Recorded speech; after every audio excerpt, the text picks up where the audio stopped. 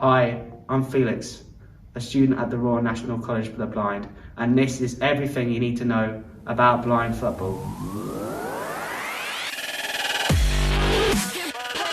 Blind football is an adapted version of futsal for blind people. It has been in the Paralympics since 2004.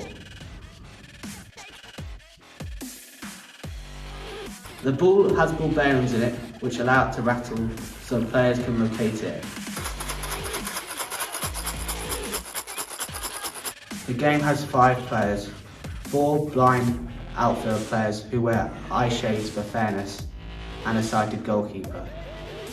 There are 3 guides who can talk to the players in their respective third of the pitch. The goalkeeper in the defensive third, the coach in the middle third, and the guide behind the goal in the attacking third.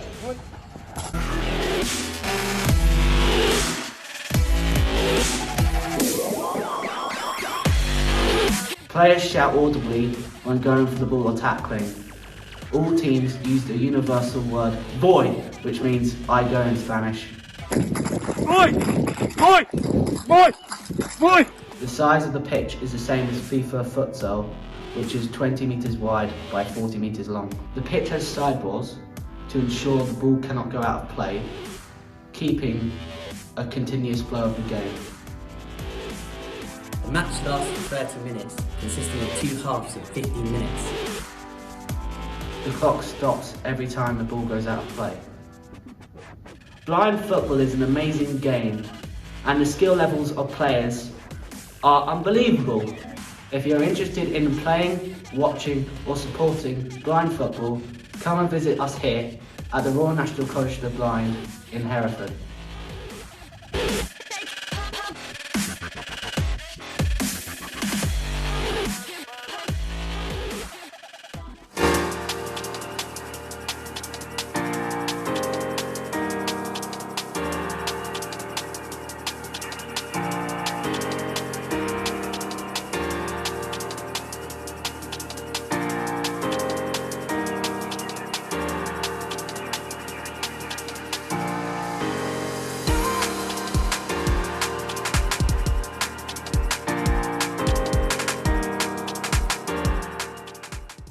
Hello and welcome to round 3 of the European Blind Football League. Thank you so much for joining us. David Waldridge here, pitchside, alongside England international Dylan Malpass. We're here at the RNC in Hereford, and what a location for today's tournament. Yeah, the sun's shining, and that's not like Hereford normally.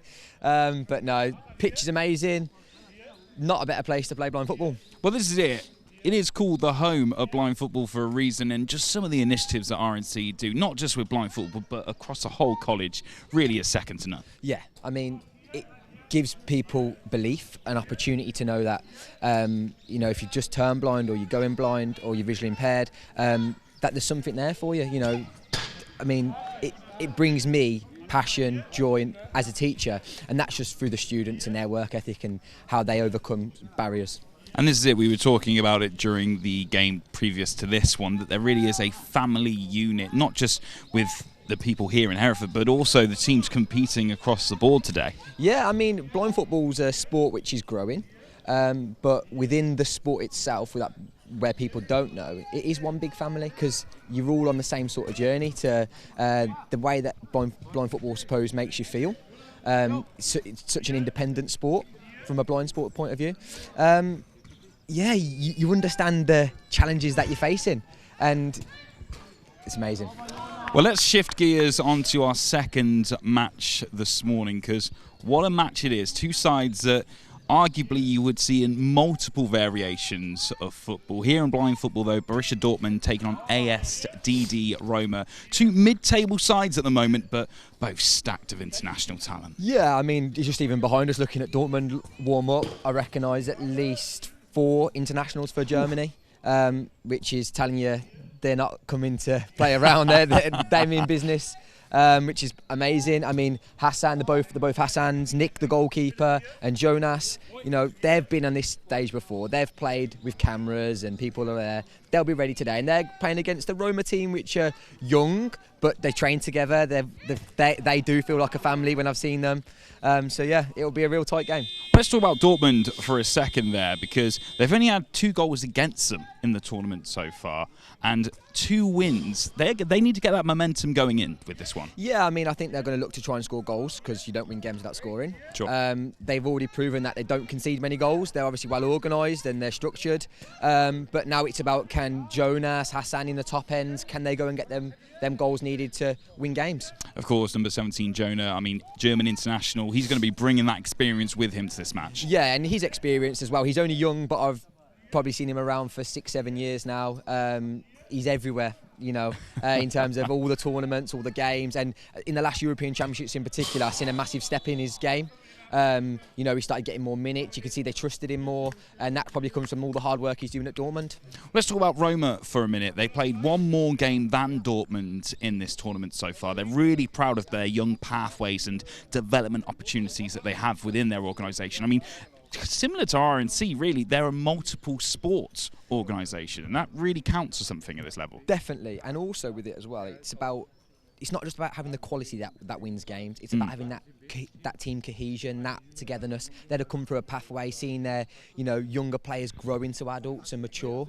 And I think that's something that you can't buy, and that will stand him in good stead for today. And this is it. I mean, we talk about the international talent from Dortmund, but Roma aren't no pushovers here. They've competed on European level. They've been in those big tournaments. They've won those big tournaments. They can bring something here today as well. They definitely can. And again, a bit like the RNC team, patience is key with Dortmund here.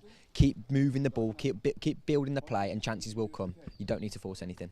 Yeah, mid-table clash between these two. It's really going to be no love lost between these two. It's all to play for here this morning between these. I mean, in terms of styles of play, we saw it in the previous game, more of an attacking team against a defensive team. What are we going to be seeing between these two sides? I think Dortmund will show their international experience. I think they'll screen the ball well, they'll try and switch the ball, and then rely on the quality to try and move the Roma's defence. I haven't seen too much of Roma, but I imagine they'll be in a bit of a deeper diamond and then try and catch them on the counter-attack if they've got some good individuals. I know the goalkeeper, for example, though, for Roma, he used to be the Italy goalkeeper and the goalkeeper coach, I believe. So he'll be experienced, he'll be talking to them, he'll be calming them down. He's played on these occasions before, so it's going to make it an interesting matchup.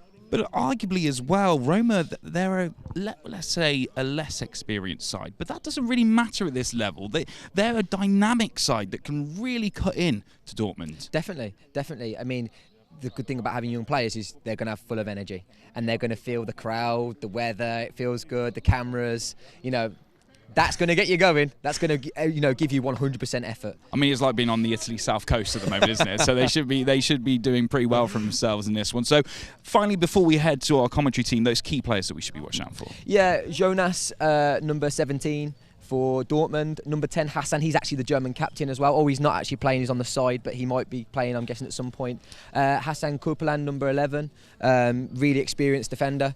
Can help the game. I think, that would be good. And I'm interested, as a goalkeeper myself, looking at the two goalkeepers matchup. Nick's got experience for Germany. He's their second choice goalkeeper, but he's only conceded 2 goals. He'll show that he's experienced. And then Massimo for Italy, he's probably the father figure for all these players, so he's going to be experienced especially in the communication side of the game. Well, it was an exciting first game here in Hereford. Let's see what Dortmund and Roma have got in store for us as we head over to our commentary team of Phil and Trent. Good afternoon here from the Point 4 in Hereford. It feels like we very much could be in Italy today because of the sunny skies over Hereford. Roma against Dortmund in the second match of the day. Dixie Dean alongside me. We're treated to a very great first game in Charleroi in Hereford. If it's anything like that first one, we're in for a treat. Yeah, I think this is going to be a right good battle. I think if Dortmund win this, they're right back in it as we look at the league table here. And, of course, it's been a mixed start to the season for Dortmund. Of course, it was first against second in that first one, third v fourth in this one. But as you just mentioned there, if Dortmund win this one, throws them right back into contention, puts them into double figures in the points tally. Yeah, and RNC played Dortmund, I think it was in the first tournament in San Remo, and that was a draw. So, and with Dortmund playing Charleroi this afternoon, everything could change today. Quite a youthful Roma side. that's going to contrast against a Dortmund side who have got some German internationals in there, the likes of Jonas Furman, of course, maybe the one to look out for today, the key man for Dortmund. Indeed. I imagine, as Dylan's already said, I think the Roma side will do a low block and rely on breakaways, whereas the Dortmund team will probably play the ball around a little bit more. We've got the teams coming up in front of us now. Just looking over that Dortmund squad then, Nick Leidecker and Timo Leidecker in there with Hassan Kagliapalk, Hassan Tad Alkenbass, he's the captain for Dortmund this afternoon, Hassan Kopparan, Jonas Furman, Amira Schwartz and Felipe Berholt. And for Roma then, just moments away from kick-off, Mariano Chiapica in goal, Daniele Biondi, Lorenzo Saranti, Mirko Mingione, Costantino Cianello, Melissa Morena, Leonardo Lozzi, Giuseppe Ruocca and Daniela Musa. So, Dixie, what are you expecting from this one and the second game of today? Well, as I say, I think it'll be very similar to the first game, with Dortmund playing a similar sort of style to RNC, and Roma doing a low block, as Charleroi did in pretty much the whole of the first game. Interesting to see that Roma have got a young lady playing, which is great. It is a mixed sport. We want more females playing the game, and it's nice to see someone out there who's giving it a go. You can't miss her in her bright green boots. Melissa Morena, as you say, great to see females involved in the sport. Just getting ready to kick off now. We're getting their bearings. All right, we've got two referees. One English, Stu Winton, who's a senior referee in the UK, and Poitois, he's a younger referee from Krakow in Poland. Of course, 15 minutes halves in these ones. Clock stopping. The ball goes out of play. And we're in for a treat. As we say, 4 goals in that first one from the host Hereford against Charleroi. Jonas Furman has found the net many a time so far in this European Blind League. After the first 2 match days. Can he find the net again here? We're underway then. Dortmund get us underway in the centre circle. So, first touch is from Jonas Kopparan. Was it past 1? Advancing towards the area. And out to the side then. Oh, and an early collision between the pair. Referee lets play go on inside the centre circle now. Then base of it inside the Roma half. Once again in possession with Hassan Kopparan. Advancing towards the centre circle here. Chance for a shot. Early goal. What a strike. And 30 seconds into play, Hassan Kopparan with a brilliant strike. Low and hard into the right-hand corner as we look. Yeah, it's a great start for Dortmund. Great start. Roma not really got going at all. Well, a lot of early possession of the football for Hassan Kopparan, the Dortmund number 11. Advances out to the left of the pitch, onto the right foot, and darts it across goal into the bottom right-hand corner, and Dortmund into an early lead. Roma, of course, still looking for their first goal in the league this year. Can they get it here?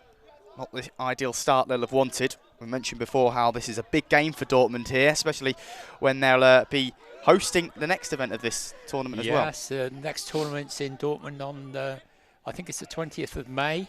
So, yeah, they've got everything to play for. They win this game, they're right back in the hunt for winning the league. Plenty of people set to be in attendance in that one over in Germany as well. Yeah, I believe they're building the stadium with 2,500, and they've sold all the tickets, so it should be a good event. Typical German organisation. Oh. They got Roma then. Great effort on the edge of the area there. Lorenzo Saranti stinging the palms of Nick Leidecker there. Roma, as we say, looking for the first goal in the league this year, but away come Dortmund. A counter-attack up towards the other end. Can they get a second goal in the early stages of this one? Ball bounces out. It's going to be a corner for Dortmund. I owe an apology to the Dortmund number 19. I think she's a female, definitely a female there as well. So we've got 2 females out on the pitch, which is lovely to see. Amira Schwartz, as you say, Dixie, it's nice to see females within the sport as well, isn't it? Yeah. Everyone inclusive within this. Yeah. because the World Championships in Birmingham later this year, there's going to be a female World Championships as well as a male championships. Jonas Furman was trying to get it under control. The key one for Dortmund today. It's rolling back in towards the Dortmund half now. Every player in yellow back in their own defensive half. Here is Furman. Rolls the ball across. Roma looking to get bodies inside the Dortmund half. Here is the goal scorer then on the ball, Hassan Koparan. Koparan just dribbling it inside the area. Koparan still going with it. Roma now picking up in a good position. And they get bodies into the Dortmund half. Here we go. Shooting opportunity maybe for Roma. And in the end, it's Philippe Berholt that gets himself in the way. A block there on the edge of the Dortmund area. Just tussling in front of the boards here. Being held up very nicely, actually, by Koparan. Dribbling towards the corner. Have to say, fiercely contested for the ball here. Of course, goalkeeper has to stay inside his squared circle. Roma competing for it. Ball just on this near side. Dortmund do get away with it in the end, though. Ball on halfway now. Here is the lady we've mentioned a couple of times, Marissa Marina, inside her defensive half. And Trev, we've got a different version of a Dortmund yellow wall here. We have. I think. And it's nice in an event like this as well, isn't it, Dixie? The fact that we've got teams playing from different countries, contrasting styles, etc. But chance here on the edge of the area once again. It was Hassan Koparan, sorry. Striking, stinging the palms of Chirapika in the Roma goal. Been a very bright start for the Dortmund number 11. Of course, scoring in the first 30 seconds and another opportunity there for Dortmund. Looking to double their lead. They've had a strong start to this one. Yeah, good start by Dortmund, taking the game to Roma. Slightly different, contrasting styles here again. We've got Dortmund playing a more expansive game. Roma sitting in a three-man low block. Goalkeeper's got options here then. A couple of Dortmund bodies moving into the attacking half, but he's going to roll it out to his right. Here's Koparan once again then. To advance forward. Carried it 10 or so yards, looking to advance into the Roma half. Plays it off the board on this near side. Towards Amira Schwartz. Inside the area now, Amira Schwartz. Unfortunate bounce off the right foot there, and it goes out for a Roma goal kick. Roma just need to try and get a foothold in this one. Bowled out into the Dortmund half. Unfortunately, bounces off the wall, and Dortmund are going to be back into possession. 3 of them scurrying over to this one. Philippe Berholt trying to get it under control, but Roma have the ball here. It's contesting it up against the board here, and here's Jonas Furman looking to break away into the Roma half. Quick feet from Jonas Furman there. He's got Koparan in support. Here is Furman still going, fires an effort. Brilliant save by Chirapika in the Roma goal. Koparan was up there in support, but brilliant feat for Jonas Furman to get away from 1 or 2 Roma defenders and then fire the shot. Furman once again, good feet up there. Inside the area, unfortunate in the end, but Dortmund continuing their strong start to this as Chirapika in the Roma goal has been tested a couple of times. Yeah, he's done well there. He's got his hands there, patted the ball away. Probably a safer option rather than trying to catch it. So a wise choice. It's been a lively start to proceedings today at the point 4. Of course, treated to 4 goals in the first game. And an early one in this one separates the 2 sides. Dortmund, of course, leading Roma by 1-0 at this moment in time. I have to say it's a deserved lead at the moment. Puts the pressure on the top 2 after that early draw. Dortmund look to continue a strong start to the league proceedings themselves. Here it's Koparan then, looking for the ball forward. Furman up against the boards, but now advances into the area. Unfortunate not to keep that one in. 9 minutes or so left of this first half. The time ticks down. Bowled out by Chirapika then. Roma looking to get away. Furman throws a foot in. Ball now on halfway with Roma then. It's inside the centre circle. Advances past Koparan. Does well to get a foot back in. Here's Koparan with a couple of Roma bodies around it. Koparan takes it past 1, past 2. Good close control. Koparan trying to get all the way through. Loses his footing. It's right on the edge of the area. Referee just going to go over and check. Now Roma moving forward as three Dortmund defenders back. Flies the shot and deflects off Philippe Berholt in the end. Now Koparan just waiting for the ball into feet. Furman in support to his left. Further back as well. Roma just looking to get bodies around him. Furman, once again, sorry, but Koparan, brilliant close control. Gets the shot away and Chirapika in the end. Yeah, his movement is first class, and the way he's controlling the ball, and he's not running in straight lines, he's zigzagging, which is making it hard for the defenders to pick him up. He's had an excellent start to the game. Yeah, has been very lively, picking up the ball in deep areas and really advancing them Dortmund attacks. Leidecker only yet to be tested once so far this afternoon, this morning, I should say, in the Dortmund goal. It's played forward now then, in towards Amira Schwartz, who's in a deep area for Dortmund, but ball trickles out of play. Of course, back in the hands again once of Mariano Chirapika in the Roma goal. Bounces off the wall favourably for Roma now then, about halfway into the Dortmund half. Looking to twist and turn their way around it, Giuseppe Ruocca. Once again, in there is Koparan. Back at the feet of the Dortmund stopper. It bounces through favourably for Furman. Right on the edge of the area now then, Jonas Furman. And Chirapika just ushering the Roma defenders back out, but Jonas Furman just not getting the close control there. Unlucky, maybe, for the Dortmund attacker. Yeah, the ball just run away from him, hit it on his knee, run away from him. The keeper was there. Obviously shouted for the ball. Here is Hassan Koparan. Once again, lovely little flick turn there to get away from 1, away from 2, away from 3. Koparan still going. We've seen this many a times already today. Just really close control and working himself into a shooting opportunity. Koparan! Oh, very close, and it deserved the goal. You have to say that run. Still not clear of danger for Roma though. Koparan.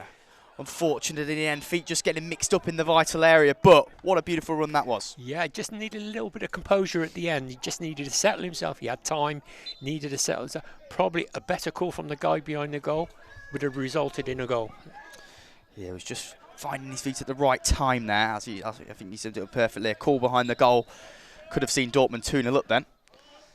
So, just coming together on the edge of the Dortmund area there. Both players back up onto their feet. Philippe Berholt was initially on the floor there for Dortmund. So it's going to be Nick Leidecker then. Of course, represents German national side as well. Yeah, he's second choice goalkeeper for the German national side. Just under 6 minutes to go in this game. First half. Ball ticking into the feet of Chirapika now then, looking for options in the middle of the park. Ball trickling very slowly, maybe a little bit harder for the players to hear that there. Not travelling at speed out from the feet from Chirapika. Here is Jonas Furman then once again. No, he's got quick feet, gets away from 1. Brilliant shift from right to left there. Moving in towards the area, Jonas Furman. Bounces off the feet of Mirko Mingione then. Out for another Dortmund pressures for corner, sorry. It's been sustained pressure really from the German side. Yeah. As you say, you can see Roma doing a low block. They're quite happy just to soak up the pressure and hopefully get a breakaway. I think that's their game plan. I think maybe the problem that we've seen so far from that was just quickly advancing into the area once again, and it's Koparan once again causing problems for the Roma defence. I think that maybe the issue of that so far with that low block has been when Chirapika's had the ball at feet and they've been trying to play the ball forward, there hasn't been them Roma players in the final third or in the Dortmund half to latch onto things. No, exactly. So they're inviting pressure onto them all the time.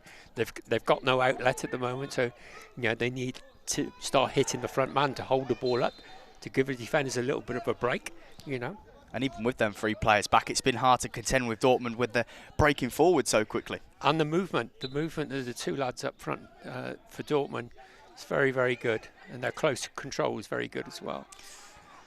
Yeah, I have to say, Philippe Berholt and Amira Schwartz really been sitting deep and have contended with things that have come their way so far. And as you say there, the link up between Hassan Koparan and Jonas Furman has been brilliant in that final third so far. Yeah. Berholt looks to hold things off there. Right on the edge of the area once again from Koparan to hold him off. Roma looking to get in, but it's shepherded into the goalkeeper's feet, and Nick Leidecker just lays it to his left, and here's Furman. Can't get control of it though from the goalkeeper's pass out. Now a chance to shoot from Roma. Probably their second big effort of the game. Caught nicely in the end by Nick Leidecker. Philippe Berholt just feeling the effects of a collision there. But loads of open space to drive into here then for Hassan Koparan. Looking to his left, and unfortunate there for Jonas Furman. Just misjudged it slightly, but does still have the ball on the edge of the area now, but runs into a crowd of bodies on the edge of the area. But yeah, that's a free kick. What's happened there is the Roma player is not called Voy, which has resulted in a collision. So that's a foul against Roma. So it's a free kick, 7 or 8 metres out. They'll obviously play the ball from one to the other. Yeah, good position here for Dortmund. That's the first foul of this half as well. It is. The clock's been ticking, hasn't it? Yeah. Not been as many stoppages, compared to that first one. Just under 4 minutes to go. Dortmund, of course, still lead this one by 1-0. A goal in the first 30 seconds of proceeding.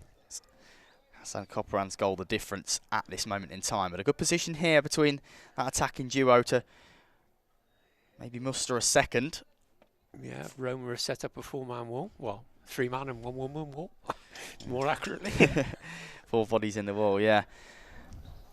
Just waiting. And the guy behind the goal is just locating the players, the attacking players, so they know where the goal is. We're tapping on each post. Here we go then. Hassan Koparan. Chance to shoot, and it's straight into the midriff of one of the Roma defenders. Koparan once again then still battling away for it inside the area. Dortmund do still have it. Edge of the box. Here is Koparan. Amira Schwartz is out in support on the right-hand side. Koparan dribbles it back into his own half. Furman asking for it. Just to Koparan's right, but still has possession of it. The Dortmund number 11 looking to battle his way through, fires the shot, and in the end, Mariano Chirapika gets down low to his left-hand side. But it's been the story of the game, hasn't it? Just so hard to get the ball off of Koparan. Yeah, he's done exceptionally well this first half. His close control is very, very good, and he seems to be nice and composed around the box, and he's forcing saves, which is great. Jonas Furman just shifting the ball back and getting away from one. Very aware of their surroundings, the Borussia Dortmund team from this early showing. It's a brilliantly flicked ball inside the area and unlucky in the end from Dortmund. Jonas Furman just showing his skill there, just to flick the ball up about half a metre or so off the floor, looking for 1 or 2 bodies inside the area, but unfortunately couldn't get anything on the end of it. And just a break in play here as well. Just lifting the ball up off the pitch just makes it a little bit more noisy, so when the ball bounces they can hear it. If it's rolling continuously all the time, sometimes the players can't hear it. So just lifting the ball just gives them a little bit of help with hearing where the ball is. So we've got a timeout at the moment. We've got 30. So Dixie, of course, approaching towards half-time. Probably got three or so minutes left of this one before the half-time whistle. What would you say Roma need to do to switch it up? We said that they've sat back a little bit so far today and invited a little bit of pressure. Of course, not fully to their extent. Dortmund have performed well so far. But what would you say Roma needs to maybe change up it while they're on the sidelines talking? To be honest, I don't think they'll change anything. I think they'll be quite happy if they can get halfway through the second half and it's still 1-0. They're still in the game. I think then they'll start to push forward and perhaps play 2 players up front for that last 5 or 6 minutes and hopefully get a breakaway. I think they'll be quite happy with the way things are at the moment. But a fantastic start from Dortmund. Look very sharp in and around the box. Yeah, play just about to resume. With 2 minutes 40 to go once we get going. On left, the klaxon sounding. with the hands of Mariano Chirapika. Just imagine he'll bowl it out quite short here to his left-hand side. Goalkeeper just shouting for his players to stay back, and it comes then to Constantino Cianello, captain on the Roma side. He's bowled into a wall of, that yellow wall as we mentioned, of Dortmund defenders. Right on the edge of the area now then with that number 8 we've mentioned a couple of times, Melissa Morena. But in the end, Dortmund get bodies back, good awareness to shield off the Roma players and other ones in space as well. But at the moment, all 4 Roma players inside their half, all 4 Dortmund in theirs. Roma got a chance to maybe move forward. Okay, there's a referee's time out. There's a Roma player there has got an injury or something going on there. Not quite sure what. It looks like they're going to make a substitution. It's Constantino Cianello, just mentioned the captain, just having a word with the referee and the goalkeeper. Looking like it's going to be a substitution. Yeah. Referee signalling a substitution there. Of course, player welfare at the heart of this. Can't have an injured player on the field. Off goes Cianello. Looks like it is a slight limp as well going off. It's a calf strain now. I think he's pulled his calf. It's a shame for the lad. Like, he's captain. Probably a big honour for him. Like, captain of his home city's team, and to pull a calf muscle in the first half. It's very sad. Yeah, we hope that Cianello can wear that one off, and it's nothing too serious. But yeah, he finds his way off. I'm sure he'll be disappointed with that one. So 2 minutes to go. Yeah, 2 minutes left of the first half. It's been in falling first half, really. Of course, all the action coming at the start of the half in terms of goals. Yep. But plenty of chances to delve into. Yeah, contrasting styles again, like there was in the first game. Dortmund will be happy with their attacking efforts so far in this first half. Furman looks to add more gloss to the scoreline before the whistle. Here he is then, battling away with 2 Roma players. Still keeps hold of it, Furman. Good persistence. Looking to flick the ball back through the legs of Giuseppe Rocca. Rocca looking to battle away with Corporan. Ball up against the boards. Corporan looking to shift away. Trying to get his leg in front of the Dortmund man. That's back in quite deep into the Dortmund half. Ball comes forward, bounces off both legs of the Roma man. Inside the centre circle, looking to advance into the Dortmund half, but Corporan once again getting his body in front. So Corporan clashing there with Melissa Morena. Morena looks to win possession, instantly back. Now 2 Roma bodies around the halfway line. Corporan once again. It's 5 or so yards into the Dortmund half. Big collision up against the boards. Far side of the pitch. Corporan comes away with it though. Couple of Dortmund bodies inside his own half in support, but Jonas Furman lurking more in the attacking third. Corporan has got 2 Roma bodies ushering against him at the moment. And do well to get that in the end. A bit of a mix-up on the floor. Corporan still comes away with it though. Dribbles it 10 or so yards into the Roma half. Still going with it, chance to shoot. And in the end, Furman was to his left, but goes for the effort. You could see why. Probably got the bit between his teeth the way he's played in the first half, but in the end, bobbles about 10 or so yards wide. Yeah, I think, to be fair, he's been the main difference between the sides. He's looked very bright and quite forceful, and that's the end of the first half. Yeah, that is the half-time klaxon. It is that goal then in the first 30 seconds from the man we just mentioned in Jonas Hassan Corporan that separates the 2 sides, and I'd say that Dortmund a good value for it. Yeah, I think the well-deserved 1-0 in front there. But I don't think Roma would be too disappointed. As I say, they're still in the game. Whole second half to go. They can soak it up for another 5 minutes, then come out all out attacking for the last 7 or 8 minutes of the second half. I think that's their game plan. Yeah, I'd say Dortmund will be very happy with the way they've played in the first half so far, attacking forward, getting forward at pace. Roma maybe got things to do in this second half. They've sat deep, and we'll cross back over to our presenting team.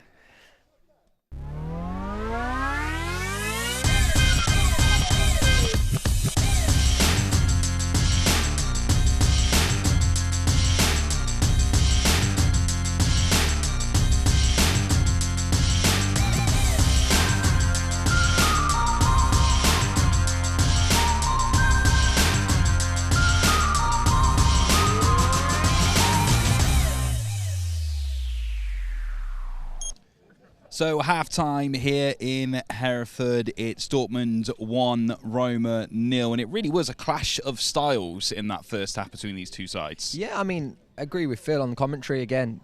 Roma will be really pleased with that. Dortmund are going to dominate. They've got the experienced players. You've seen that with Hassan Copland, Jonas. You know, they're good at dribbling. They'll fan you out. They're exploiting the space as well. But you've got to be in the game. They're in the game, Roma. They're going to look at half-time and say, listen, it's 1-0. We need that one goal. The longer they stay in the game and keep the score to a minimal, I think there's a chance that they can nick something here. Absolutely. Roma really frustrating Dortmund at the moment. And you mentioned Copland there, getting himself on the score sheet, but just looking so confident on the ball at times as well. Yeah, I mean, their style's good. What they're looking to do is have basically a 1-1-2 formation with two wide options. And that just fans Roma out slightly. So allow Copland to run through the middle. And when he exploits the spaces like he did, he'll create chances and score goals. And of course, it has to be said, two female players on either side as well, in the form of Melissa and Amira as well. They put in some decent performances as well. Yeah, I mean, Amira's a European gold medalist for the German national team. I think that's going to come with loads of experience and only help you in these situations. And just in general, female blind football's growing. And I think Germany and Italy have been the sort of fundamental for other nations to grow, like England. Yeah, I mean, they'll keep growing from these experiences, and hopefully we'll take them in good stead for the World Cup, which is in August for the females as well as the males. Well, as you were saying there, international level, you don't usually see mixed sides, but at this level, it kind of adds something to the game. Yeah, I mean, football's for all, right? So the fact that they're here is amazing. I know, for example, at RNC, we do also have a female team. But they normally play together. But yeah, what a great opportunity. If you're at the level and you're ready to play, then why not? And I'm just like today, she's proven she can play on this pitch. Well, it's quite evenly matched. Once they're in the kind of midfield zones, both teams are really kind of just feeling each other out. It's only in those kind of lasting areas you can kind of see the professionalism of Dortmund. But as you say, Roma frustrating them the whole way through that first half. Yeah, I mean, that little bit of clinical edge comes from a bit more experience in Hassan and Jonas that have been then played and delivered at the top level. But yeah, when the ball's in the middle of the park and you've got a good shape and you're solid structure and you're trying to battle hard, this is an even game. And this is the thing with Roma, they do have a few experienced heads in that squad, but also a rather young side at the same time. And it's kind of what they're all about over there, multi-sport unit across the board in disability sport, and a blind football team that can compete with the very best. Yeah, it's having a blind football team that is together week in, week out, playing away from a young age. You know, it allows you to put in sort of the fundamentals of how you want to play the game, and you can really see that, you know, energy, the togetherness, the hard work, you know, that is going to lead to results eventually.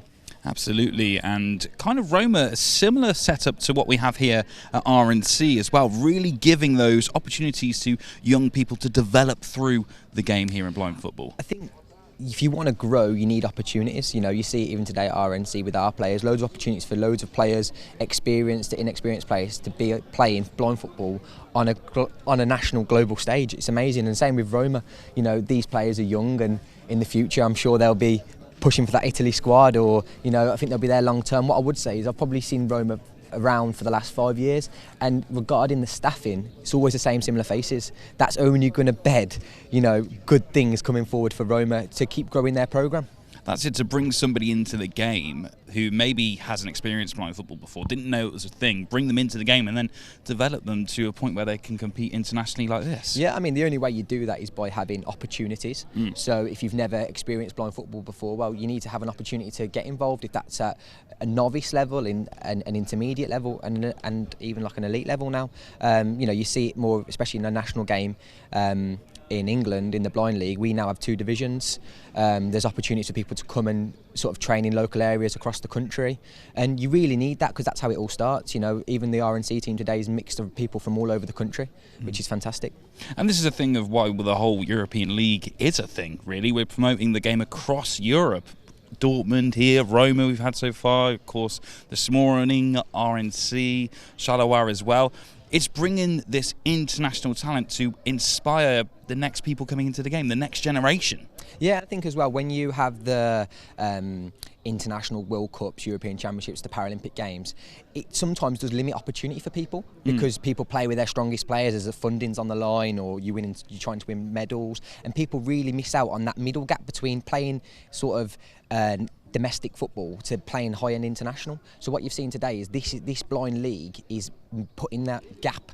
So going, okay, you've now done well at your local level, but let's get you some more exposure playing against international teams, against international players, hopefully making that step up for you then eventually to play in that senior team for your country. And it's not just competing against, it's competing with. You know, how inspiring is that for some of the younger members of these teams, you know, the 17-year-olds that are in multiple squads at the moment, standing alongside players with those gold medals, with those World Cup appearances. It's an incredible coming together. We spoke about this before with Azim.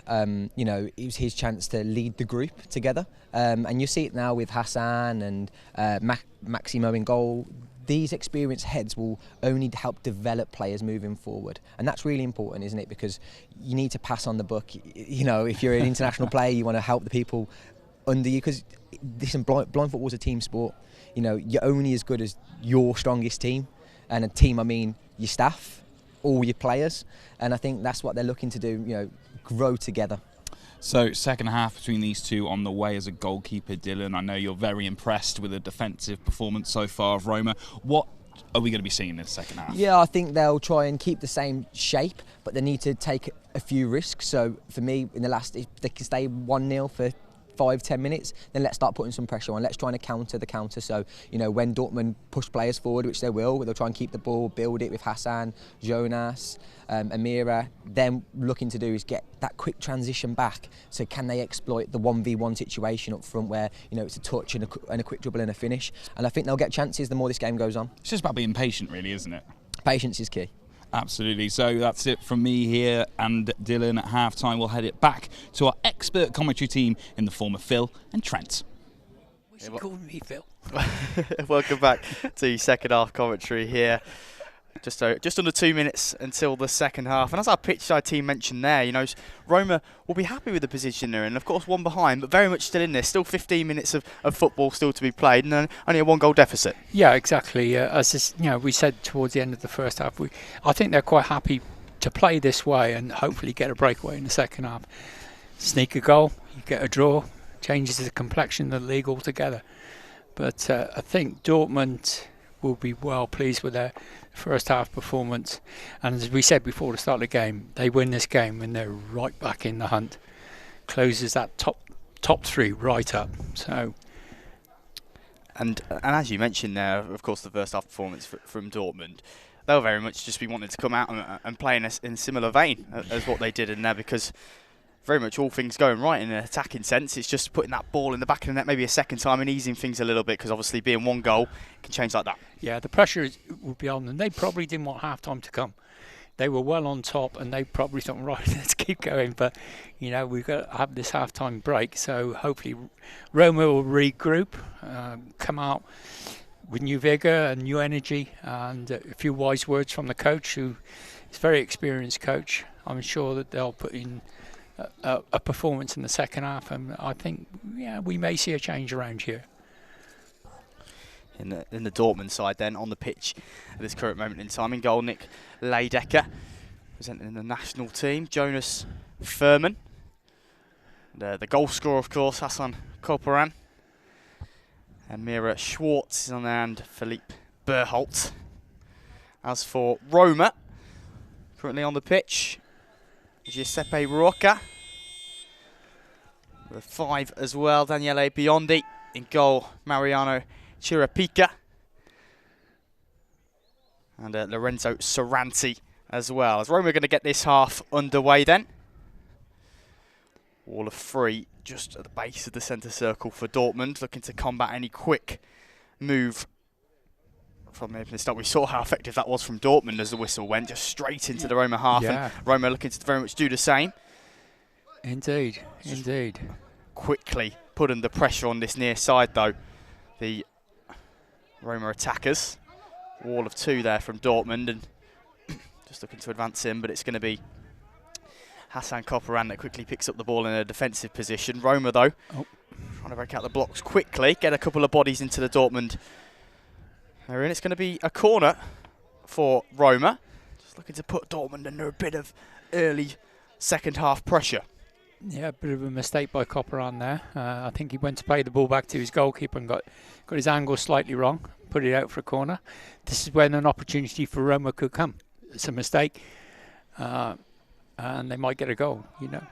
Giuseppe Rocca just trying to find space inside the area. There's 3 Dortmund bodies in there. Roma 2 against 1 up against the boards at the moment. They come away with it in the end, and it was a shot fired away by Melissa Morena. A lot of Dortmund bodies back. It trickles out, but Roma just trying to start this half on the front foot. Be encouraged by the first 30 seconds or so of proceedings, and can they get close towards Hassan Corporan? It's played into Furman's the target. He's shepherded out. Oh, and a nasty clash of the head there. Just up against the sides. Yeah, to be honest, you know, you've got a guy behind the goal. She should be really looking at that and telling the players to stop, you know, so they don't collide with the fence. And I didn't hear her say anything, so yeah, perhaps a little mistake by the guide there. Yeah, maybe. It's a ball bowled out then by Chirapika. Quickly put under pressure by Corporan. Trying to bowl his way through into the area. Got a couple of Roma bodies in front of him, though, as he looks to shuffle it back. Maybe a shooting opportunity for Corporan. Doubles Dortmund's lead. Fantastic strike. So much power behind it. And even if Chirapika gets down, it's always going to be tough to stop from close range. And with power like that, yeah, it's always tough. Yeah, it was right down by the keeper's feet to get down to it. And as you say, he was so tight in onto him. Reaction times, he's not going to make it. So Corporan again. You know, he's definitely the difference between these two teams. It's having a fantastic game. A brilliant finish. Just shuffles back with his right foot, creates space for himself, and just fires into the centre of the goal. Always, as I said, going to be tough for Chirapika. And that's 2 goals for Dortmund, 2 goals for Hassan Corporan. And once again, it's an early strike in the half. They got an early one in the first half. They get an early one in the second. Exactly, and you know that will settle Dortmund down now. They got something to defend now, so you know, Roma now really got to come out and play and change the style. Yeah, Dortmund will be happy for that one to really ease some pressure, because Roma came out in the first 30-40 seconds or so, won the early corner, and were trying to put bodies into the Dortmund half, but Dortmund just get that maybe insurance goal now. That's a corner. Yeah, corner for Roma once again, though. Double in there. Corner tally already in this second half. So on the opposite side this time, referee just shaking the ball, which of course has ball bearings in to signal for the players. 2 of them over there then, on the right side. 3 inside the area for Dortmund, 1 hanging off the edge of it. Couple of Roma body back in support, defensively. Dortmund doing very well to get bodies out there, just straight away from the corner, nullify any pressure that Roma maybe had from that. It was down to, once again, the attackers actually put in defensive work there in Hassan Corporan and Jonas Furman. There's Corporan then. The scorer of both Dortmund goals. Here's Furman, just running down the right flank, put under pressure by 2 Roma bodies. Looking to shepherd the ball out, up against the boards under a little bit of pressure here from Giuseppe Rocca. Both players contending for it. Just 5 or so yards from the ball. So the referee the ball's got stationary, and obviously the players can't locate it, so the referee's just come in very quickly, tap the ball so they can locate it again. Yeah, quick thinking there from the referee. And Chirapika claims that one comfortably, just ordering his players into position. Bowls the ball out there. It's going to be bowled out of play and into the hands of Nick Leidecker now. A little bit of frustration from the keeper there. I think he was hoping for some Roma players to make a movement for him. He's only got 4 seconds to get that ball back into play, so I think in the end he's just thrown it away rather than give a free kick on the edge of his penalty area. Dortmund once again then, ball just bouncing off the feet of Melissa Morena. It's going to be out for a Dortmund corner. Chance to get yellow bodies into the area. It's going to be Philippe Berholt. Oh, sorry, Amira Schwartz has gone over to take this one, along with Hassan Corporan. Jonas Furman offer himself around side the area. It's Corporan though. Shuffling the feet. No Dortmund body can get on the end of it towards the area. It's going to be Roma that advance into the half. Maybe a good position here for Giuseppe Rocca, but it's a pass one. Rocca and a shooting opportunity, and that's the best opening we've seen of the game so far from Roma. Giuseppe Rocca out from the right flank, just shuffles past Philippe Berholt, gets into the shooting chance, gets it quickly out of his feet, and it trickles wide. Yeah, just a couple of feet wide. Yeah, it's probably their best attacking moment of the whole game. They did exceptionally well there. And they broke from front to back quite quickly, though, didn't they? Back to front, sorry. It was a Dortmund corner. That's where it started. There's Jonas Furman. Very quick feet on the edge of the area. Just takes the ball back a little bit, but still in possession. He's got Hassan Koparan in support, but Furman still goes alone. Brilliant feet from Furman, and unfortunate in the end. Maybe needed a call from behind the goal. Just a little smidge earlier. But Furman, nonetheless, getting himself into a brilliant position there, and Dortmund could have added a third. Yeah, well on top Dortmund at the moment. Completely controlling the game. Once again, though, Roma trying to get the ball into the area, and it's Rocca inside the area. Dortmund done well to get a body right there. Play back into the goalkeeper's feet, and Nick Leidecker off the board, going to try and find Furman on this near side. Here is Furman, back towards the defender. In the end, Lorenzo Saranti gets the ball back into the Dortmund half through the legs of Furman. Here is Furman, though, dribbles it past one, right, striding forward at pace here as well is Furman. Towards the edge of the box, Furman still going through, two Roman defenders, chance to shoot, and unfortunate in the end. But once again, one of their mazy runs all the way from the halfway line there to the edge of the area. Yeah, he just showed a little bit of lack of composure towards the end. Needed to settle himself. He'd done all the hard work. He'd gone past the defenders. Goalkeeper to beat. Just settle down, relax, and listen to the guide. Furman very much been the hot shot for Dortmund so far in this league and in the first two match days. But as you say there, maybe showing a little bit of a little bit more composure needed here at the point four today. But still just under 10 minutes to go. A lot can change. A goal for Roma over the next couple of minutes could really throw this one wide back open. Yeah, so we've got a foul against Dortmund there. A little push.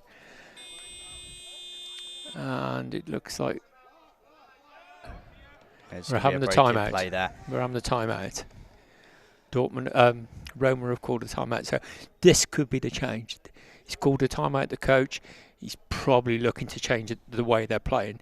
You get them all in for a minute, settle them all down, issue the new instructions, and hopefully, we'll see a different style from Roma now. We've mentioned that a couple of times, haven't we? If Roma would potentially change their style. They've sat back so far, but they know that now, in this next 9 or so minutes, they're going to need to go for it. They need to score that goal to get themselves back in contention. And they've had their chances a little bit more in the second half. Of course, I think Giuseppe Rocco has been maybe the bright spark for Roma today. That chance just a moment ago, flashing wide of the post, and a couple of runs as well for him in this second half. Well, they've got 9 minutes to change the game, haven't they? If they don't push forward, they're going to lose 2-0. So you lose 2-0, you may as well give it a go. It looks like we've got a double substitution. Yeah, so really rolling the dice. We said there might be a potential change in the style of play, and there's going to be a change of personnel as well for Roma. Melissa Morena going to be coming off, and Lorenzo Saranti also. So Roma make a double sub. Look to change things around. Shame for the captain as well. It looks like that injury he picked up in the first half is going to rule him out. Is going to rule him out of this game. Hopefully he might be back for the game later on today, but if it is a calf strain, it's hard to see him making a return today.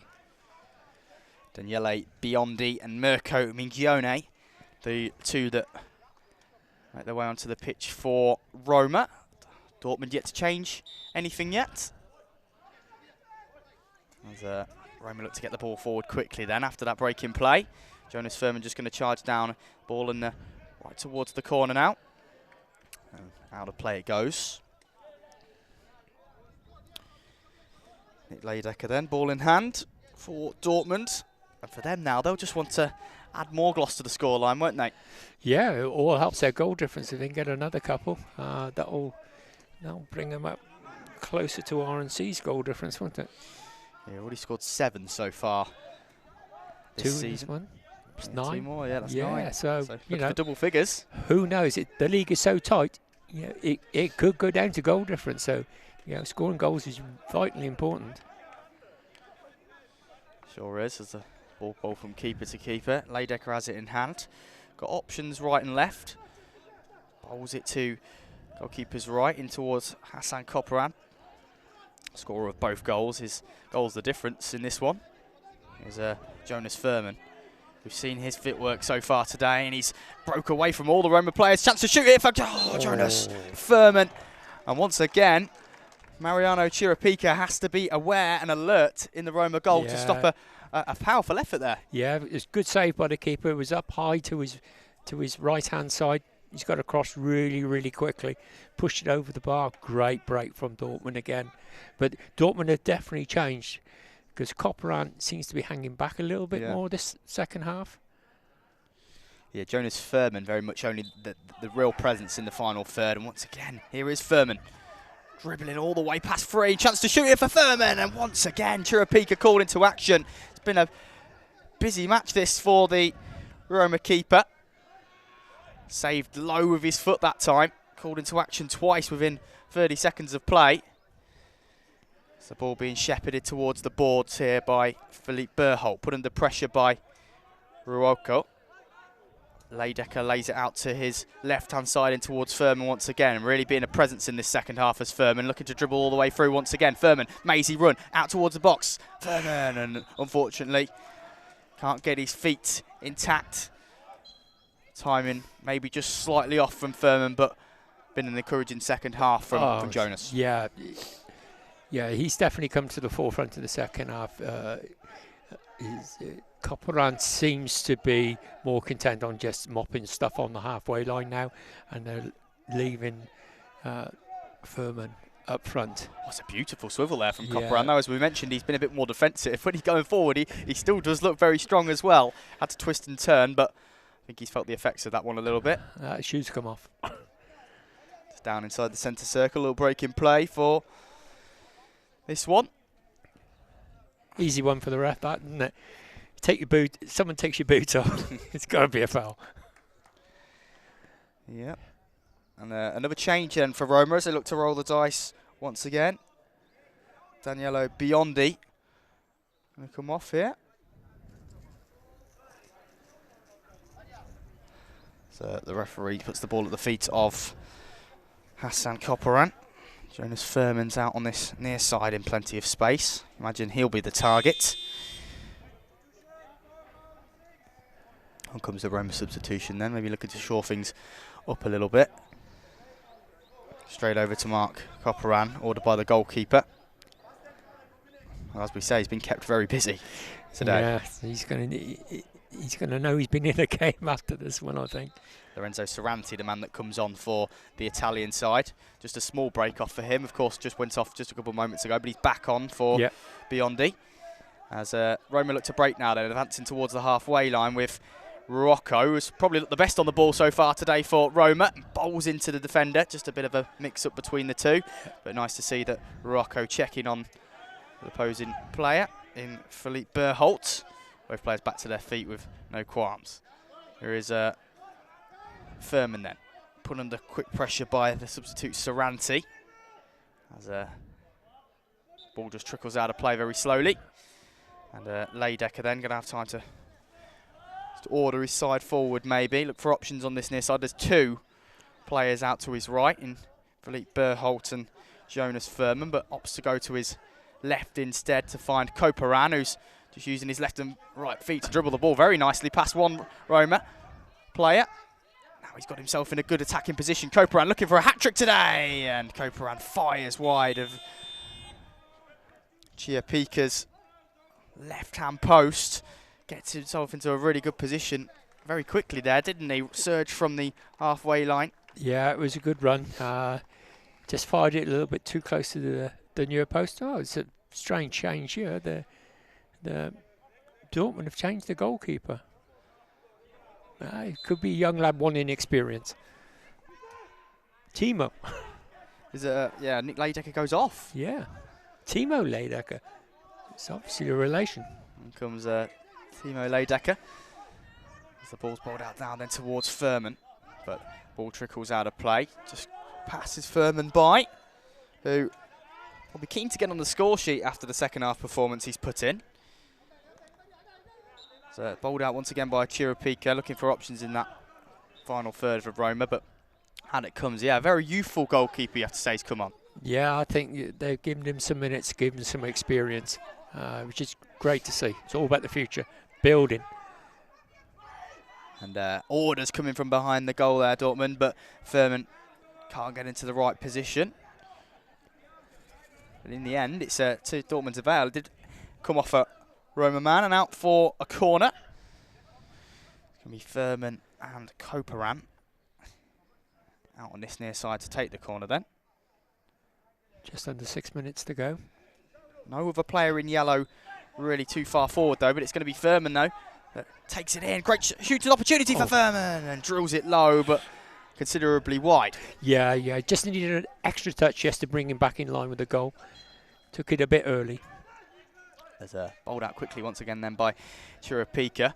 Maybe not enough bodies in the attacking half for Roma. As again, he's shown his qualities going forward today, but Koparan, a strong presence in the defensive half of the pitch as well, and he did well there to shield his body and stop any Roma players getting in behind.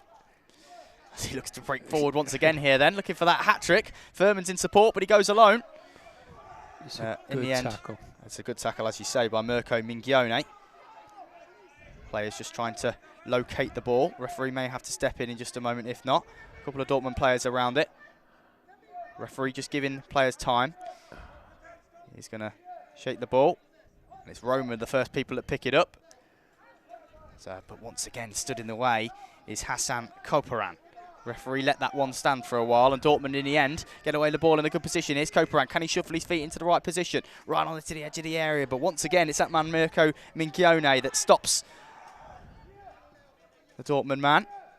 Couple of Roma players just crowding him up against the boards, but he uses his strength to push Leonardo Lozzi off it. Here he is once again. Sustained pressure from the number 11. He fires the ball right into the bottom corner from range. Well, that's got to be 10 metres out. 10 metres out. Right on the base of the attacking base of the centre circle, wasn't it? He just gets the ball out at feet, and you could hear a shout from behind the goal. And after that shout, straight away, his first thought is to shoot Hassan Koparan from range. As you say, it has to be probably even more than 10 yards out. It's a considerable effort. And it's a hat-trick for Hassan Koparan. What an effort. Yeah, he has definitely been the difference between the two sides, hasn't he? He's completely controlled it. Now he's gone defensively. He's controlling the bat, and he's breaking every now and again. And, that long-range shot, that's unbelievable from that sort of distance. You would, as a goalkeeper, you wouldn't hope to be beaten from that area, but it was a great shot. Well, it's one of the rules in, well, not one of the rules in football, but one of the principles. Hard and low, it's always hard for the goalkeeper to get down to, and that's exactly what that was there. Low to the goalkeeper's left-hand side, and as you say, it's always going to be hard to get down to the ball when it's hit at that speed. Yeah. And marks off a wonderful hat-trick. For the best, he's made them pay. And here is Jonas Furman then, looking to add even more for Dortmund. Brilliant footwork to get in towards the area. It's Jonas Furman, and that's another. Dortmund really got the bit between their teeth here. And Jonas Furman deserves that goal, I have to say. It's Koparan that's taken the goal-scoring glory so far in this one, but Jonas Furman has had a lot of attacking threat as well. Brilliant footwork from Dortmund's top scorer of the season so far to get into the attacking area, and he drills it low into the right-hand corner. Dortmund have a fourth. Yeah, that was a really great run by Furman. He weaved in and out, settled himself, edge of the box, fired it into the far post, clipped it in. Good calling by the guide, and a great finish. It's a shame for Roma because, we mentioned just at the start of the half that they were well in this, being one goal down. I know Dortmund have maybe controlled the game, but now Dortmund have really shown their quality in this one, and they've taken them chances when they've got them. It's been a ruthless second half on the German side. Yeah, totally dominated the second half. Roma, perhaps missing their captain, probably one of their better players, and they're missing him at the back for his guidance. Yeah, but Dortmund in complete control of this game now. We've got 3 minutes to go. And a performance like this, you have to say, will be a match for anybody. The way they've been defensively, not only going forward, you know, they've notched 4 goals, but they've been good, strong defensively and limited Roma to chances. Exactly, and the game that we got this afternoon with Charleroi versus Dortmund, that's going to be a cracker. Cracker right at the top of the table, and Furman's got a chance to add even more for it here. Just trying to weave inside. Seen his footwork so far today. Shouts maybe needed. Furman once again showing that brilliant footwork. Furman fires the effort. It's saved with the foot of Chirapika, who I have to say has stopped it from being an even larger scoreline today. Yeah, it could have been a cricket score. As Dortmund continue then with relentless controlled pressure. Here is Hassan Koparan. He don't want to stop at 3 goals. Ball up on this near side towards the boards. Roma just trying to shepherd the ball off of Koparan, but easier said than done as Furman gets the ball once again. Slightly trips over it, but still in possession. Keeps it in right at the byline. Furman, good control there from the Dortmund number 17. Koparan calling for the ball himself. Yes, just running the clock down now. Yeah, 1 minute 53 to go in this one. Dortmund lead Roma by 4 goals to 0. 3 goals in the second half. And 2 in very quick succession over the last couple of moments from a very strong attacking and defensive performance from the German side. But a chance here for Roma. Bit of a miscommunication maybe between Hassan Koparan and the incoming goalkeeper, the youngster. Here is Jonas Furman looking to keep that one in. Shouts from behind the goal, but to no avail in the end. And it's back in the hands of goalkeeper Mariano Chirapika. Bowls the ball out, but it's stopped very nicely there by Philippe Berholt. Sticks out a stray leg. And it's going to launch a counter-attack for Dortmund here. Halfway into the Roma half. Chance for Hassan Koparan. Oh, pushed wide by the keeper again. Yeah, good low save there. Gets down. It comes off the centre of his arm. And pushed out for a corner. It's going to be the duo that we've been very potent in this game that come over to take the corner. It's going to be, you suspect, Dortmund's usual corner tactic of Koparan laying off the ball for Jonas Furman to maze inside the area. Yeah, he'll do a zigzag into the front post and try and get a shot away. We've got 1 minute 20 seconds to go. There's a referee just lining up the Roma wall. Maybe some shots from the goalkeeper as well. Here is Furman. Lays it back though. We said that we were going to make the run, but it's instead going to come back for Koparan.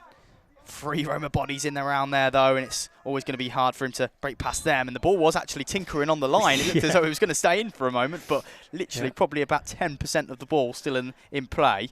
But it did come off a Roma man, bobbled off his leg and out for another Dortmund corner. Just over a minute to play in this one. Second game of today's proceedings at the Point 4 in Hereford, European Blind Football League. And Koparan gets in, saved by the goalkeeper's feet once again. Dortmund coming close. And there the goalkeeper just ordering the players about, making sure there was no collisions between the two sides. And bowled forward, brilliant chance for Roma to potentially hear. It's Rocca.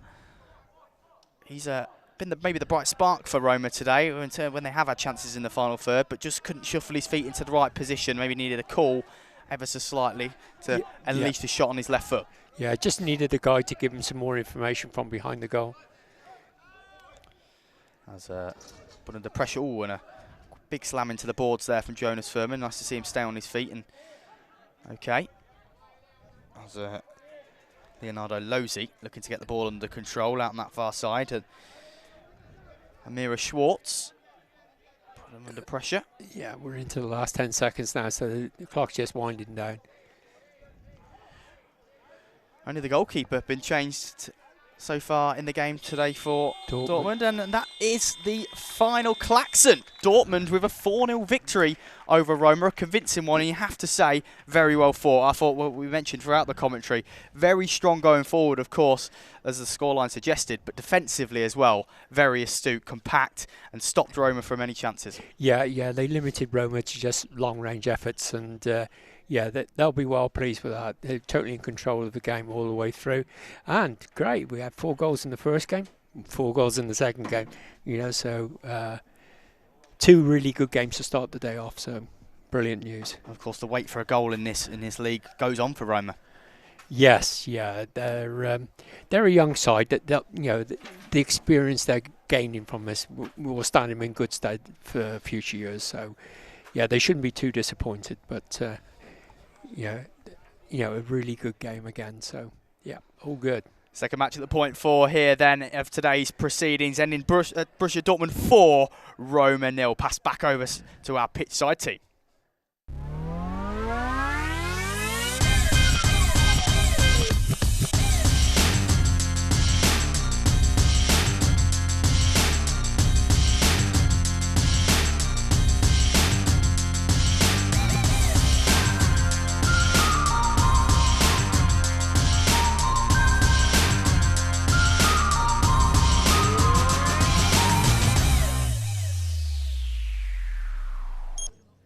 So our second game here in round 3 of the European Blind Football League. Dortmund 4, Roma 0. Dortmund just had that agility and clinical finishing at the end of the day. Yeah, I mean, when you've got the quality of Hassan and Jonas and you get tired, you lose your orientation, gaps appear, they'll find them gaps and take them goals. And that's what they did clinically as well in the second half. So it's a great result for Dortmund. And Roma, the game plan really did pay off until that final few minutes or so, and then they just leaked the goals. They just ran out of steam. Yeah, I think as well, once you get 2 goals, it settles you a little bit and you become a little bit more patient, and then Roma try and force a goal back because they know they need more than 1 goal to stay in the game, and that's when the gaps appear in the defensive unit, and Dortmund capitalise on that massively. Well, Dylan, let's have a quick look at those highlights from our second game of the day between these 2 titans of European football. And then on the way, we'll be speaking to one of our event sponsors. Very exciting. But Dylan, this was the first attack of the day coming from Roma. Really good stuff there on the counter. Yeah, I mean, it'll keep Dortmund,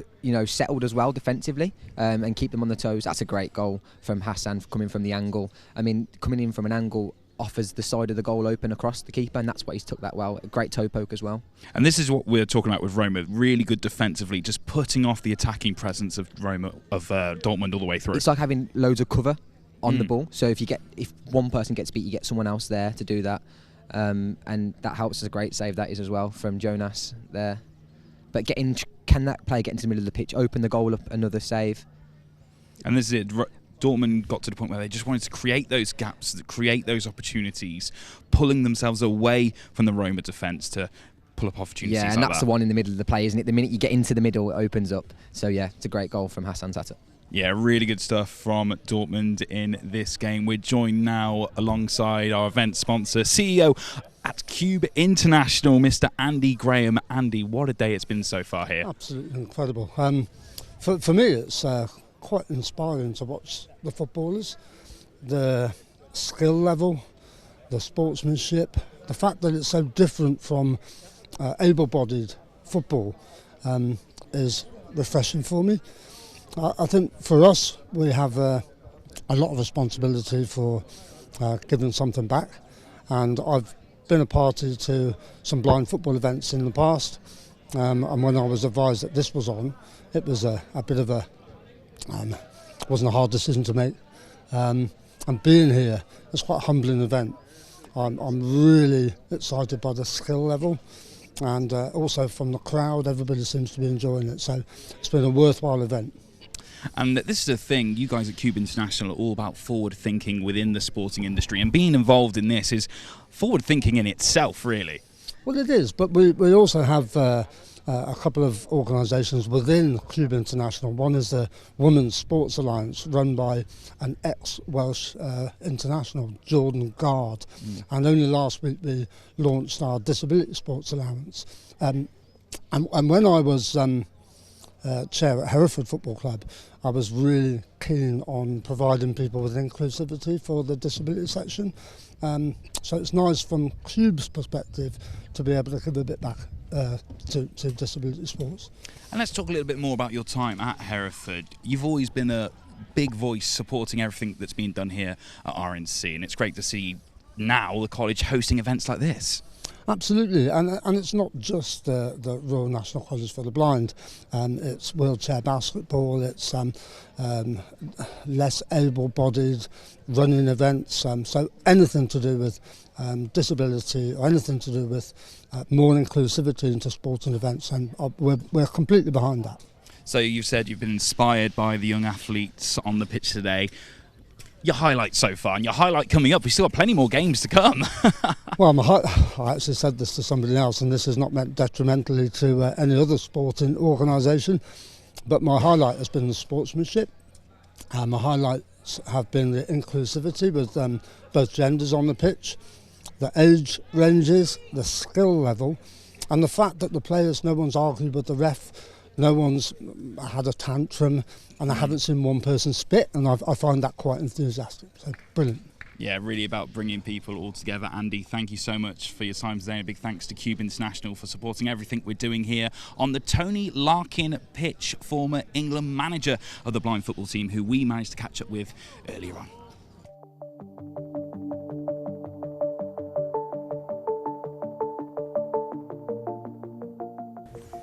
Hi, I'm Connor Burrows, one of the RNC personal training students, and I'm currently here with Tony Larkin, ex-England blind football manager. And Tony, I understand that you had a footballing career. Could you tell us a bit about that? Yeah, I was a professional footballer for 15 years. I started off at Wrexham, then I went to Shrewsbury, Carlisle and Hereford, and it was when I was finishing at Hereford that I got a job part-time working at the Royal National College for the Blind. And that job really was allowed me to carry on playing semi-professional, but it was like as leisure coordinator. And my role really then as a college was to develop and give sporting opportunities for vision-impaired students to participate in either football, goalball, swimming, athletics, etc., and also some leisure pursuits. And the idea was to try and engage people that maybe at grassroots level, going through to playing in leagues and friendlies into international level. So that's how the remit was started. I then went on to be head of sport. That's where I was then became patron to British Blind Sport. I was also moved up to, when I eventually finished at the college, I was the director of business at the college. So I've had a number of roles, but the college gave me that opportunity to develop blind football and work closely with British Blind Sport to get blind football on the international scene. You mentioned about British Blind Sport. So what work have you done with that charity in particular? Well, as a college, very early on, as I said, started in '89, we took out a membership with British Blind Sport, and British Blind Sport used to coordinate all the leagues for football, goalball, swimming, events, etc., cricket. And all the time, I was on their subcommittees, and then as things went on, and I was coming towards retirement after London 2012, I became a patron of British Blind Sport because I could see that they were catering for youngsters, adults, all the different levels throughout the Great Britain. So I felt I wanted to give something back to blind sport, and BBS were helping me very early, and the support of the college to develop blind football. Yeah, I've worked with BBS myself in the past, and I can definitely see as a charity they have grown a lot over the years. Would you say that you had an impact on that with the work that you've done? Yeah, I think what it was, BBS was obviously a charity. They're obviously a bigger organisation now. That they've got more staff working for them. They relied on a lot of volunteers, but they've done so much work to promote what a vision impaired person can do and capable of doing. And that's one of the reasons I became a patron of British Blind Sport, because of all the work that they've done and all the work they continue to do. Hence they've got the leading on the World Games coming up in August. So I've always had that affiliation with British Blind Sport. It's brilliant, really. It's really nice to hear how much you've done for the charity, and obviously, which brings us on to our next one, the big elephant in the room.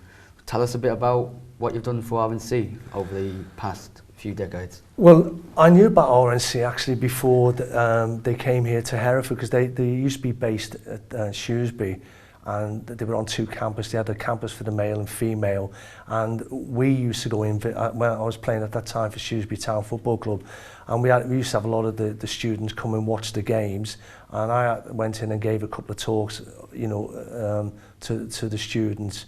And I soon realised that when I came to the college, I realised that, you know, particularly the blind footballers I worked with and the partially sighted, that they also had love football, and I could see then that they wanted to try and create the same pathway that I had of going to play professional football. Unfortunately, I didn't play at international level.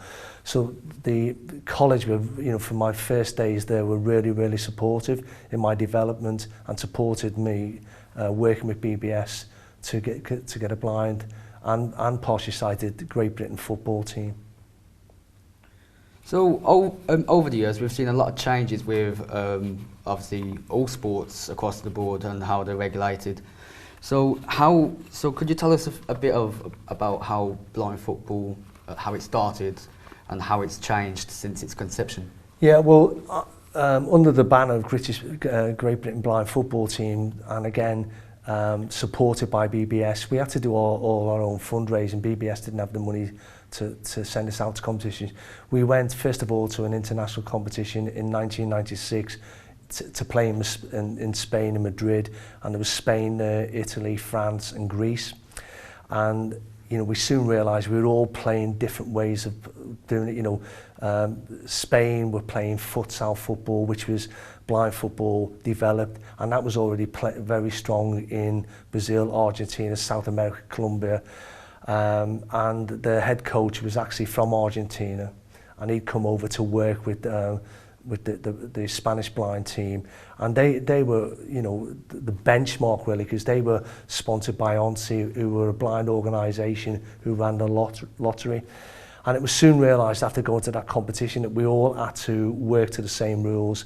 So we formed a subcommittee, and our first role was to galvanise the rules, to get all the countries playing. We then played in the first European Championship for blind football and partially sighted football, because at that time I was overseeing head coach for the blind football as well as the partially sighted, and we went for the first European Championships in 1997, which is in Barcelona. So that was the start of the journey really of the development of blind football and partially sighted football. So obviously we are aware that you brought blind football into the UK, but what obstacles did you find at the beginning, especially when trying to introduce the game properly into this country? Well, the first thing is, you know, then we realised straight away that we needed to look at grassroots levels football. So I went round looking, I went to the feeder schools saying, you know, can you start, are you doing blind football? These are the rules now that are being playing throughout Europe and South America under IPSA. And, you know, I visited the schools quite a lot. We formed a PE curriculum group, not just for football, but for the other visually impaired sports. So the thing was getting the funding to attend competitions. And, you know, we had a very strong players who were, you know, someone like Dave Clark, Steve Daly now, who's the head coach for the partially sighted. We had to do our own fundraising to attend these competitions. And it wasn't until 1999 up to 2001 the England Federation of Disability Sport and the FA and through One to One, which was the phone company, they sponsored disability football. So in 1999 we went to the European Championships under the England blind football team and England partially sighted football team. And that's where they provided all the kit. We didn't have to worry about getting the travel costs, etc. And then in 2001, that funding was withdrawn, but the England FA saw the difference, you know, and the quality of blind football, and they carried on funding from 2001 to the present date, really. So they were the obstacles, but the biggest obstacle was I realised that, you know, we needed to use the media to get involved to promote the blind football. And, you know, straight away when we went out to the World Championships in 2000, through the connections with the FA, they were able to bring Sky Sport, who just was starting up, and they actually covered the World Championships in Cadets. And that was a really big thing, that not only did we as a country realise that we needed to get the publicity, but also as IPSA football subcommittee, our policy was trying to promote the game as much as possible. And again, it wasn't just looking at elite level, it was saying, you know, can you, if you're going to start off, look at, you know, getting someone to start at grassroots levels, whether it was just to give them a sport, a hobby to do. Can we have a league system so they can put that hobby into practice, and then having the final thing of playing at elite level if you needed to. And that's gone stronger and stronger as we've gone on, really. And I can certainly agree with that. Myself personally, I've played in both the partially sighted league and the blind league. And even from when I started playing in both of them from 2016, I can already see how it's grown from then. Yeah. Just a personal question: what would you say is your best achievement, especially with the England blind team as manager? What would you say is your most proudest point? Well, obviously, getting to play in the Paralympics. You know, we did. This is the daft thing. We did qualify in 2004 for Athens, but because we couldn't get permission of the Welsh and Scottish FA, we weren't allowed to attend that one. So we went to Beijing, which was an unbelievable experience. And then obviously, you know, to play at London 2012 was unbelievable. And that really raised the profile of disability sport. My achievements, in one way, you know, I took the team to 9 European Championships. We came, which was really was a bug really. We ended up losing 6 times in the final, and we got the medal, the bronze medal on 3 occasions. So it's that next step, and it's still a challenge. I would have loved to have won a championship thing, but I think at that stage we were very much part-time. We were up against Spain, who were full-time. You know, France had become full-time. You know, already teams like Brazil, Argentina, China, Turkey, they were all full-time, and it wasn't, we needed to get that level of going full-time, which that's happened now. So my achievement was done over a period of time of maybe getting a team to qualify for the Paralympics, but then, you know, the coverage that we got for 2012, and that really, after 2012, that's when the FA were able to provide the opportunity of blind players going full-time. And that's definitely obvious nowadays, especially with how the England team have been performing. As always with England, we always lose out at some point, but I can definitely see, especially with the blind football team, that something good is going to happen over the next few years. If I could just add a point there, one of the things that we realise is, by going over to see how they did it all in Spain and in Brazil, etc., that's where I came up with the idea of, you know, we wanting a football academy. We used football to start off with because we thought if we get the football academy right at RNC, then we can add on the other sport, because that's what they had over in Spain, in Argentina. They had football academies, so people could go in. So we started the football academy in 2006, and you know, that was the start where footballers could come here, study at RNC, but do football, and if they were good enough to play in the league, then to go and represent England. And then over the years, then we decided, well, you know, we've got to roll this out. Then we became a sports academy. So we looked at often the same thing. Well, if you weren't interested in football, you had the opportunity to do goalball, judo, athletics, and hence, you know, we provided pathways then, not only for a vision per person to say, I'm going to go football, but I could do my studying and do goalball, or it could be judo, etc. So again, that was one of the achievements that I wanted really to put in place, and the college have really developed that over the years. So Tony, in your opinion, how do you think the engagement of the sport could be improved? Yeah, well, I think, you know, as a spectator sport, if I take that one first, now it's at that stage where the FA are involved, you know, trying to put on as many events as possible and raise the profile, because London 2012 did take disability sport to another level, particularly football. But that can only last for so long. You've got to then, you know, keep the media interest going, and that's a really important part of, you know, keeping disability football when I'm working blind football in the limelight of saying we are still doing it, we're still trying to develop it and make it more accessible for youngsters to start getting engagement in sport and football from a very early age. No, that's brilliant. That. Just one more final question, and I've got two parts to this. So, what would you say your next challenges are, especially with the women's team? So I'm quite excited about that because, again, it's, you know, you've only just got to look at what the England women's able-bodied team have done, how they've progressed, and I just can see the same happening for the England blind women's team. So that's why I've come back in a mentor role, coach role, because it's a challenge, but it's an exciting challenge, and it's like anything else. Said to the girls, we're going to give them the skills, the knowledge. And we're going to take them out their comfort zone, but we're going to set them achievable targets. And they're the same things I did in 1995 to sort of build those stages. So I'm really, really excited about looking forward to, you know, the World Games. And it's the start of a journey. And when I worked, and I know the FA do it, etc., and IPSA, it's like a 4-year journey. So I won't be happy about staying, oh, they're in the World Games. You know, if the lads are in the Paralympics, why can't the women's football be in the Paralympics? So that will be a goal that we'll be working on with the FA, and that's one of the reasons I've come back as a mentor role, to help try and, you know, make that happen, really. Well, yeah, thank you, Tony. No problem. And nice to see you again. Nice to meet you again. Yeah.